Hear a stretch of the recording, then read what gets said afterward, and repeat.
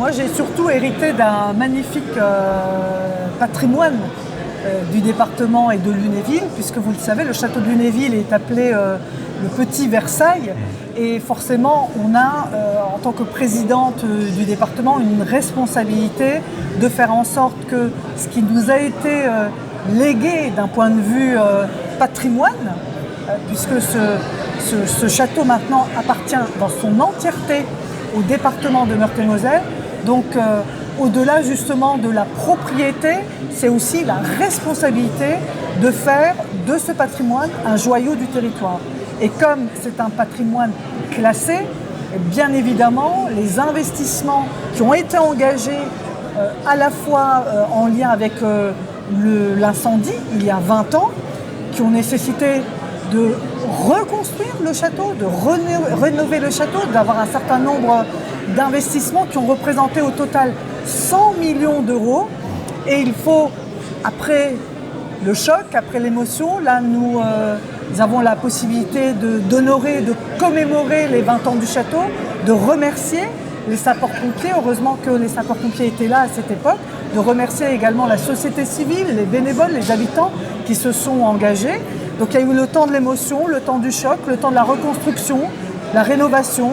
Donc je le disais, c'est à peu près 100 millions d'euros. Et puis il y a aussi aujourd'hui l'avenir, puisque j'ai, en tant que présidente du département, la responsabilité de poursuivre une nouvelle phase de rénovation, donc qui va représenter là, à très court terme, la rénovation de l'escalier nord, la requalification des cours, notamment de la cour d'honneur.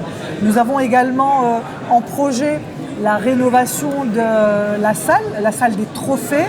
Et puis, nous sommes dans une requalification des jardins, le parc des Bosquets, qui représente à peu près 21 hectares, qui est aussi un site classé et qui fait aussi partie de la rénovation du château. Donc ce château, il y a à la fois une rénovation patrimoniale, et nous remercions bien évidemment les partenaires, l'État, la région qui a accepté de nous accompagner dans cette rénovation, la région Grand Est, et puis l'association Lunéville Château des Lumières, qui est une association dont les donateurs participent à la rénovation de l'escalier nord par près de 800 000 euros de dons.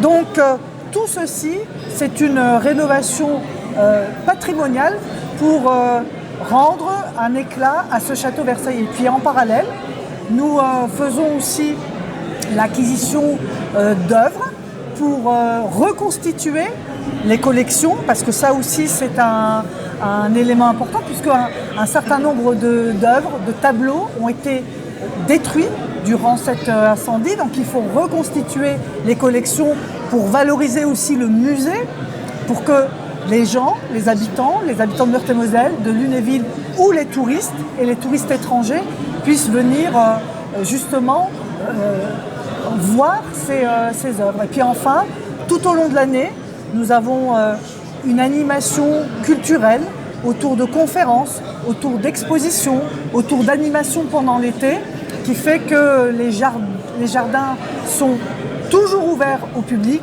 gratuits, et les habitants du territoire et les touristes peuvent bénéficier justement de spectacles. L'année dernière, nous avions un spectacle féerique. Nous allons évidemment le reproposer pour 2023. Donc la logique, c'est une logique d'attractivité et de valorisation du patrimoine d'un point de vue touristique et d'attractivité. Et comme un symbole, avec les sapeurs-pompiers qui sont nombreux ce soir, vous avez remis des diplômes aux jeunes sapeurs-pompiers, ici même à La Chapelle. C'est une façon à la fois de remercier les sapeurs-pompiers qui ont été sur le terrain ce jour-là, dans des conditions extrêmement difficiles, puisque au moment de l'incendie, ils étaient confrontés à des vents assez violents qui ont pu atteindre 100-110 km/h. Et ce sont ces vents violents qui ont rendu très difficile leur intervention et qui a fait que les conséquences de l'incendie ont été beaucoup plus fortes que ce qu'elles n'auraient été si nous n'avions pas ces vents violents ce soir-là. Donc un grand merci déjà aux sapeurs-pompiers. Nous avions une vingtaine de sapeurs-pompiers qui étaient présents cette nuit, cette soirée de 2003, qui ont pu être aujourd'hui à cette commémoration. Et puis nous avons souhaité remettre les diplômes d'engagement aux nouveaux sapeurs-pompiers, aux jeunes sapeurs-pompiers, non seulement pour leur remercier de leur engagement, j'espère en tout cas qu'ils n'auront pas à intervenir sur un désastre aussi grave, mais c'est une façon aussi de valoriser l'engagement des sapeurs-pompiers, l'engagement des jeunes volontaires qui, à un âge très jeune, 14 ans, 15 ans, 16 ans, qui n'étaient pas nés d'ailleurs au moment de l'incendie, mais qui ont fait le choix de l'engagement aux côtés des sapeurs-pompiers. Donc nous profitons de ces 20 ans de l'incendie pour valoriser cette nouvelle génération et puis faire en sorte que peut-être nous ayons de nouvelles recrues et donner envie à des jeunes de s'engager aux côtés des sapeurs-pompiers. Un discours donné sur la scène de la Chapelle, là où tout a commencé il y a 20 ans, un symbole fort évidemment. Tout a commencé ici, c'est une chapelle qui a bénéficié d'une magnifique rénovation. Alors il faut savoir que, et ça c'est important de le dire, c'est un patrimoine classé et nous avons aussi souhaité, dans le cadre d'une exigence forte, faire en sorte que cette rénovation soit à l'identique de ce qu'était justement ce petit Versailles.